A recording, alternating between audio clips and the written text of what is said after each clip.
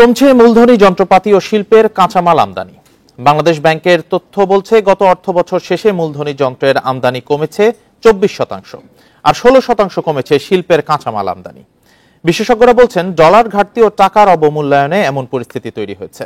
এতে বিনিয়োগ কমার পাশাপাশি উৎপাদনে নেতিবাচক প্রভাব পড়ার আশঙ্কা উদ্যোক্তাদের। প্রিয় নম্বর সেট করে বিকাশে সেন্ড মানি করুন ফ্রি।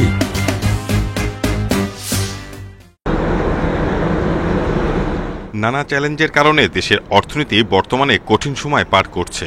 এসব অনিশ্চয়তায় নেতিবাচক প্রভাব পড়েছে আমদানিতে। আবার বৈদেশিক মুদ্রা রিজার্ভও নাজুক অবস্থার কারণে বিদেশিরাও বিনিয়োগে আগ্রহী হচ্ছেন না। বাংলাদেশ ব্যাংকের তথ্য বলছে, গত অর্থ বছরে মূলধনী যন্ত্রপাতি আমদানি আগের বছরের একই সময়ের চেয়ে 24% কমেছে। আমদানি হয়েছে 266 কোটি ডলারের, আর শিল্পের কাঁচামালের আমদানি গত অর্থ বছরে কমেছে প্রায় 16%।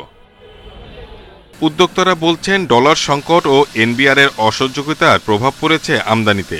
মূলধনী যন্ত্রপাতি আমদানি কমে যাওয়ায় কমতে পারে অর্থনৈতিক প্রবৃদ্ধি।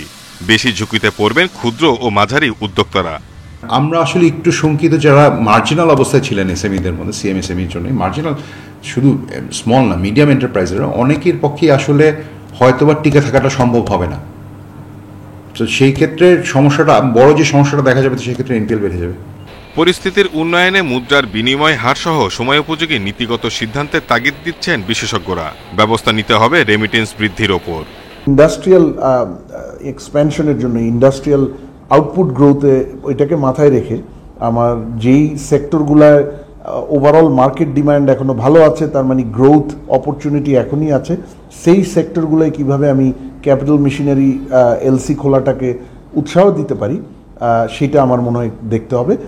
শিল্পের প্রয়োজনীয় পণ্য আমদানি কমায় বিনিয়োগের পাশাপাশি কর্মসংস্থানে নেতিবাচক প্রভাব পড়ার আশঙ্কা বিশেষজ্ঞদের।